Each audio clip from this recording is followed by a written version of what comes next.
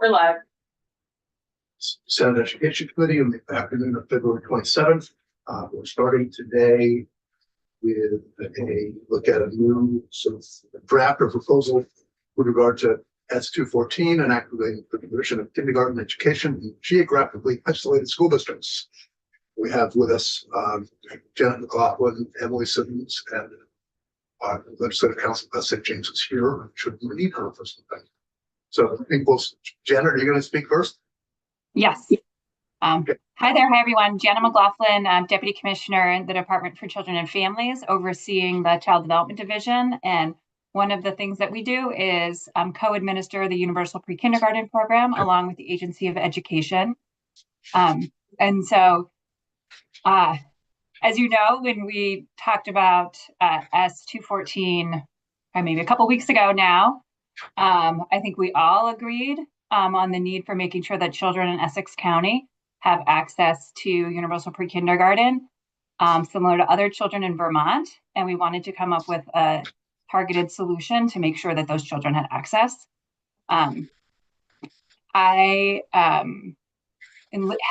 Listening to that conversation, I also consulted with Sharon Ellingwood, who was the other witness, another witness that day, who was from Essex County and part of the NEK Choice School District.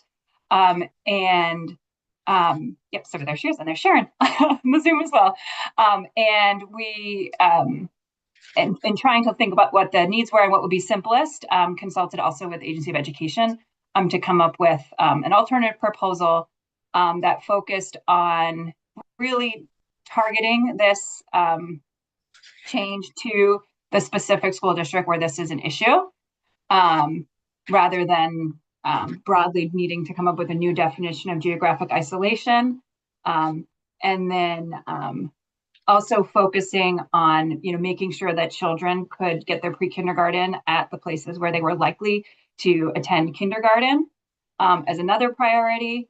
And then also recommending that it be organized as a waiver structure, rather than directing the agencies to come up with a new set of alternative pre-qualification requirements that would require us to sort of think through all the permutations of what might be happening in New Hampshire, and thought that it would probably be easier for those that are closest to the situation to be able to tell us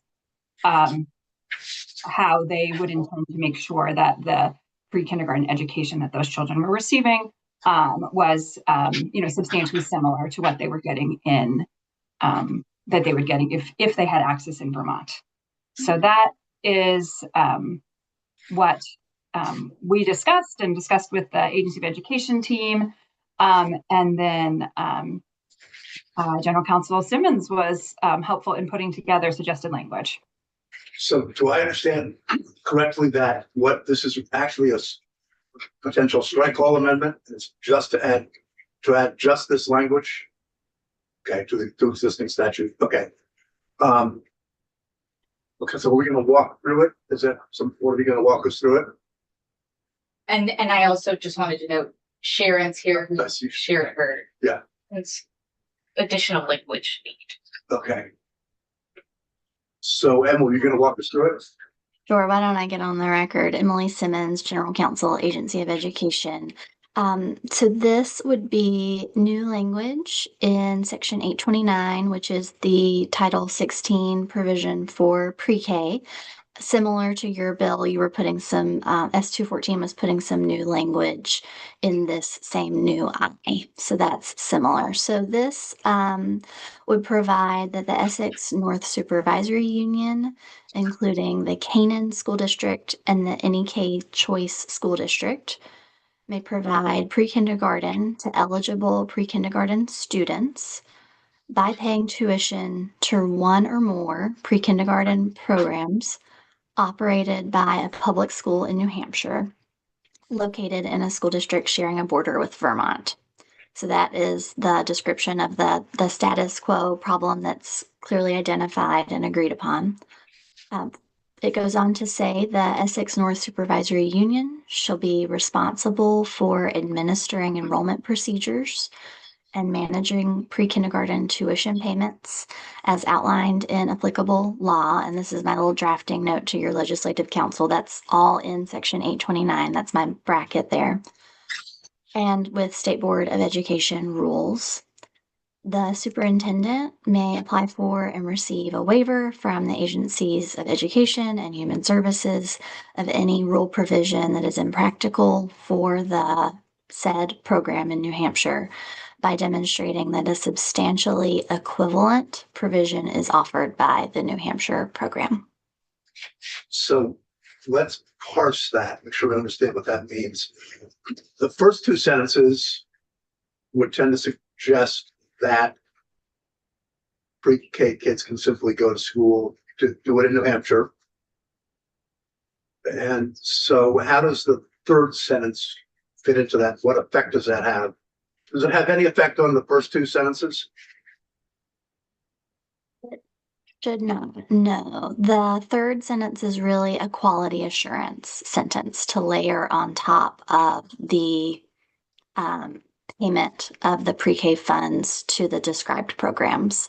So the waiver process, we intend to be very straightforward. I almost would characterize it, all the parties know the issues.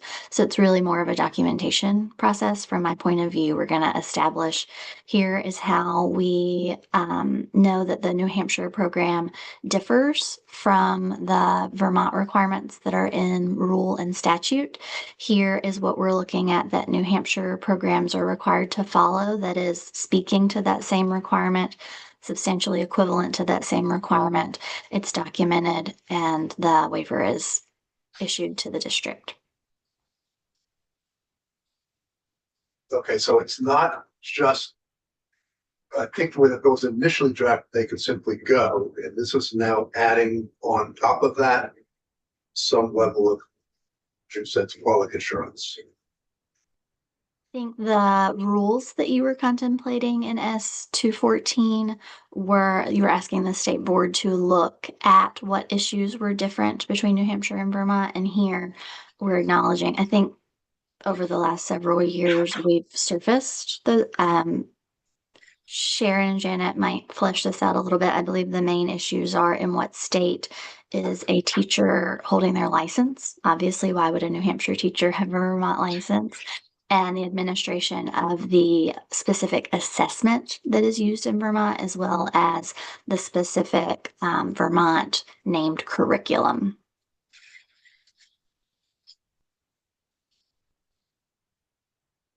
So I guess I'm just sitting here wondering, is this going to get in complication? I mean, I think the way I have been thinking about this is it's a New Hampshire public school. Kids can go there K through 12, and we're just going to let the pre-K kids go as well. But are we making this more complicated than it needs to be, or not? If it's your wish to not tie up any or just leave the differences in the programs to the side, I think the third sentence would say, or we would put a notwithstanding. So the concept here is that the Essex North Supervisory Union in the second sentence has a responsibility for managing the program, not simply cutting a check. I think that your proposal would look more like the Essex North Supervisory Union shall pay tuition as outlined above, reference the tuition amount that's already in statute, period. Okay, just want to make sure. Okay. So, ready? We would prefer that the two agencies would prefer to document that we are, attending to documenting that the students are receiving the substantially equivalent quality that we have in Vermont. And that's easy for us to say now because we're, as I said, pretty familiar with the New Hampshire side programs. Janet, did you want to speak to that at all? You were a little more familiar with the way the regulations work between the two. Yeah, I think that I wasn't reading S214 as saying that there was the original draft as saying that the pre-kindergarten education rules that we have in Vermont were not going to apply to the to the New Hampshire programs, because the pre-qualification process has in the original draft of S214, it doesn't say that those rules would be waived. So I actually thought this solution that we're proposing is actually saying that saying that there is a process by which those could be waived. The S214 did not say that specifically. So we thought we were adding that in a way to make it clear that around the elements that that Emily was talking about. Again, there's 11 standards to become a pre-qualified pre-kindergarten program in Vermont.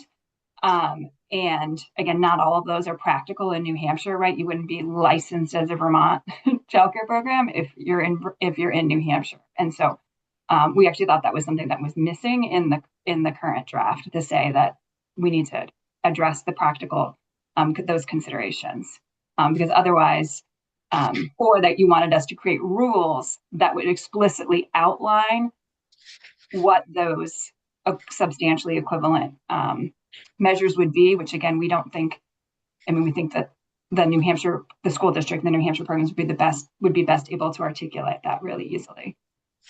So if you guys, that's how we were reading what was there. Okay. I just want to make sure I understand. And how is this, you talked about pre-approval, is this going to be a relatively simple process, or is this?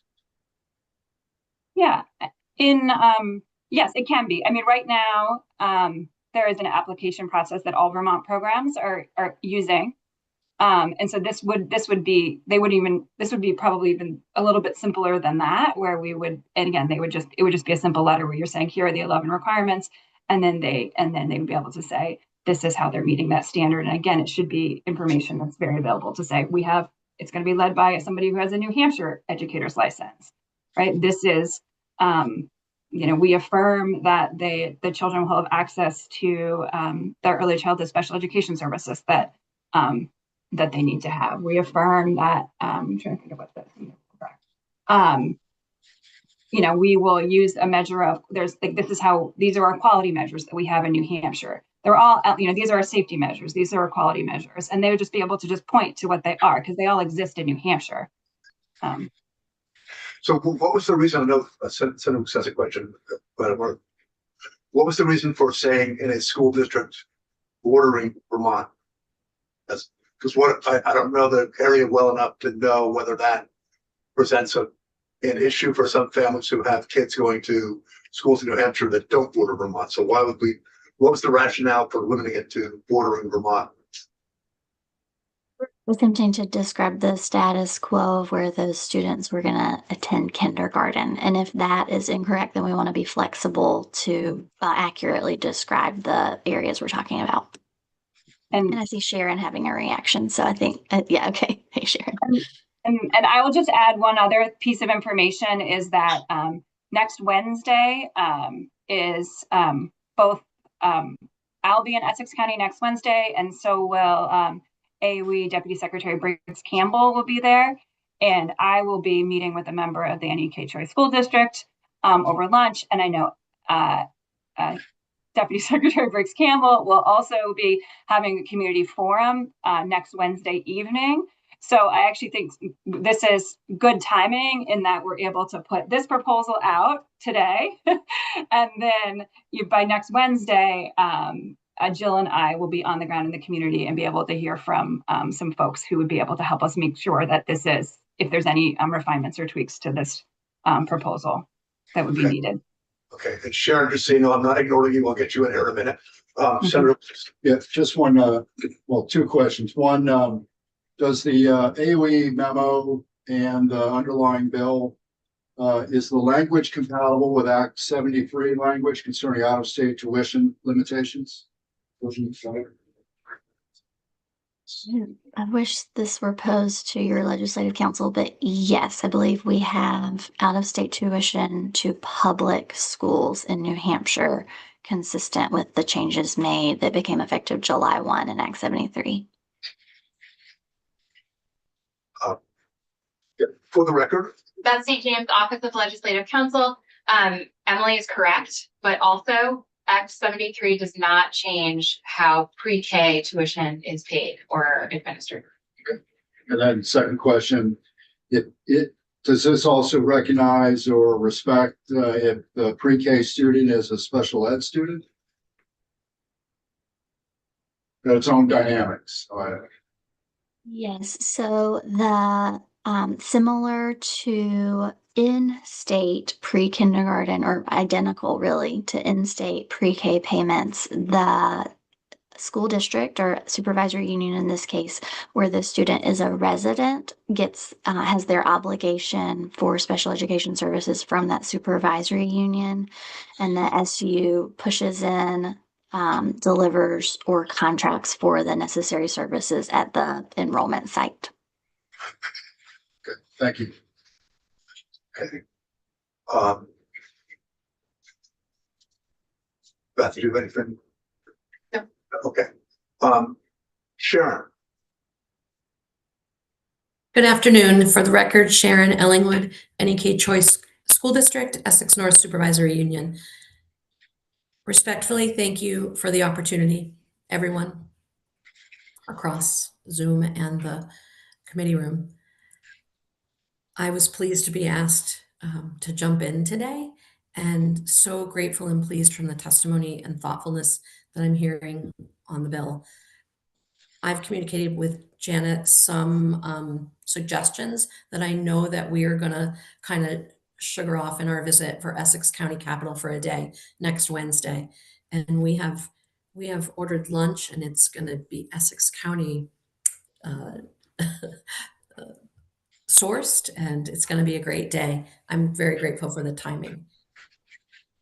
I'm happy to answer any specific questions you have. I did not prepare testimony because I didn't know I was coming, but everything I'm hearing, I'm just on board with. We do not, all the public schools that the kids go to kindergarten to, they don't all have a pre-K. So it's still a bit of a pre-K desert within a pre-K desert. We're talking about that. And bordering the state of Vermont could be potentially a dangerous thing to put in there. You might just have the next town over that doesn't touch our state literally. So that is a concern that we could carve out a little bit or refine. I will say that I would be inclined to do that if we can. Because I just like gives. And do we have to anybody? We're limiting this to Essex County. Do we have another part of the state right there, but not Essex County, that has the same, potentially has the same issue? I did this last week, Committee Chair Bongartz. I looked up all the K-12 non-operatings in the state of Vermont to see if any were on a state border, and they are not. They are very central. We're talking about Winhall and kind of that corridor where it's forested, where it's a very similar place on how we get small population density, but they are not on a border. Okay. I felt more confident. I felt more confident to come and ask you for help when I saw that, we were really the only ones, that we wouldn't be leaving others out, and we weren't asking for, for special treatment for the sake of special treatment. So, Okay. Senator Pepper. Who we had in yesterday was saying they sent some children to Mass. Oh, that, Would you run into that same issue down there with pre-K? that's an interesting question. That is, you were talking about Stanford or Winsboro. Yes. They have elementary. They actually have elementary. So no, not an issue. no, and that's the difference. Their non-operating is high school or Yes. beginning at middle school. So it's really the K-8 non-operatings that I honed in on. But that's a very good instinct because there are a lot of students that do cross the state border. I'm a little concerned about some of the little towns have private pre-Ks. where we might need them, where the public school would only take New Hampshire students as a priority if they were filling. But, you know, I don't know how much we can ask for. We definitely want to mirror what the rules are currently to go out of state. We don't want more than what Vermont says about out of state, such as tuitioning to private independents, which we know we can't do, you know, beginning at kindergarten. So I'm cognizant of that in the language.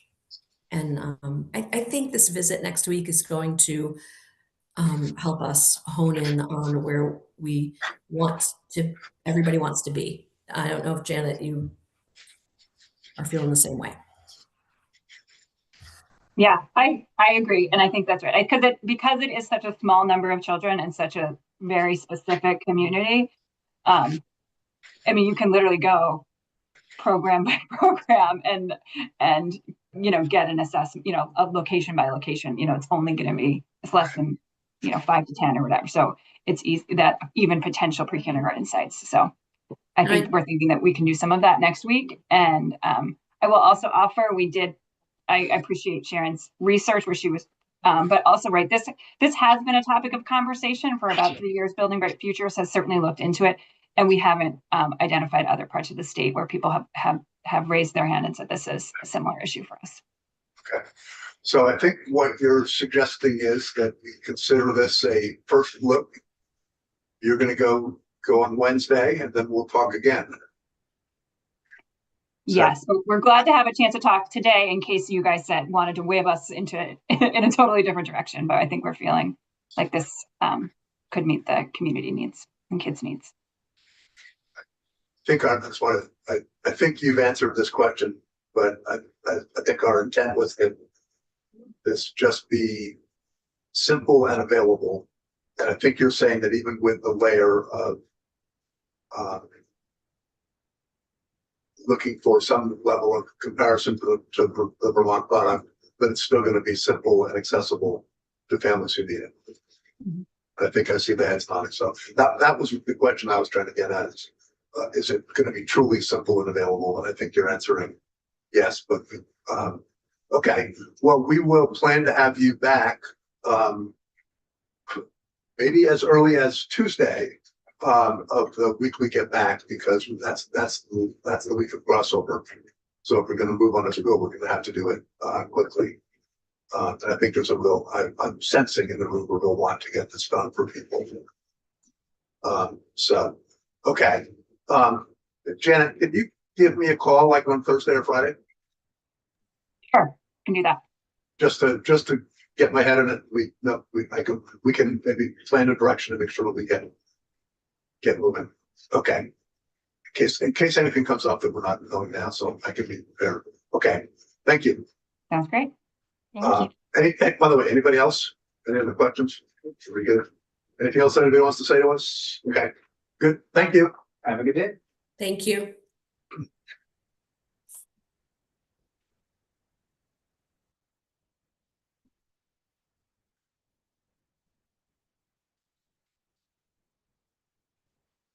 Well, we actually that didn't take as long as it's supposed to. We're ahead of schedule by a few minutes. So